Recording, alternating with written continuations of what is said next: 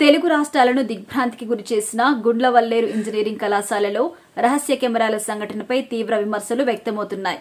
ఈ సంఘటన ఏపీ ప్రభుత్వం కప్పిపుచ్చే ప్రయత్నం చేస్తున్నారని తీవ్ర ఆరోపణలు వ్యక్తమవుతున్న వేళ ఆ రాష్ట్ర మంత్రి నారా లోకేష్ తాజాగా సంచలన కామెంట్స్ చేశారు.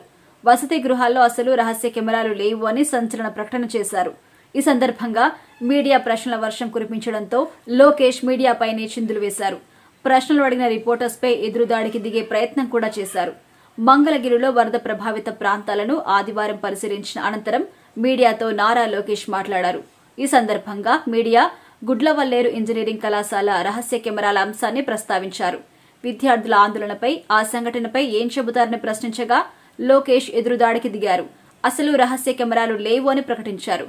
కెమెరాలు లేవు అని పలుమార్లు ఆగ్రహంతో కూడా చెప్పేశారు.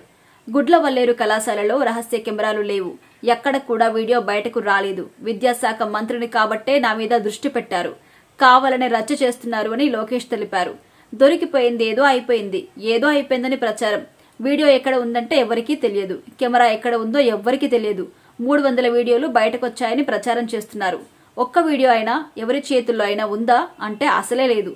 పిల్లలందరి ఫోన్లు కూడా స్వాధీనం చేసుకుని పరిశీలించినా కూడా ఒక్క వీడియో కూడా లభించలేదు. లేని వీడియోస్ కి నేను ఎలా సమాధానం చెబుతా అని లోకేష్ ఎదురు ప్రశ్నించారు.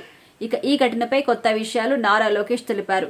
ఘటన జరిగింది కరెక్టే, కానీ నలుగురి మధ్యలో వివాదం ఉంది. నలుగురి మధ్య లవ్ స్టోరీలో ఏం చర్యలు తీసుకోవాలో అధికారికంగా ఆ చర్యలు తీసుకుంటా, కానీ ఆ కాలేజీలో కెమెరా లేదు అని క్లారిటీ ఇచ్చారు. మంత్రి ప్రకటన ఇలా ఉంటే గుండ్లవల్లేరు ఇంజనీరింగ్ విద్యార్థుల వాదన మాత్రం మరోలా ఉంది.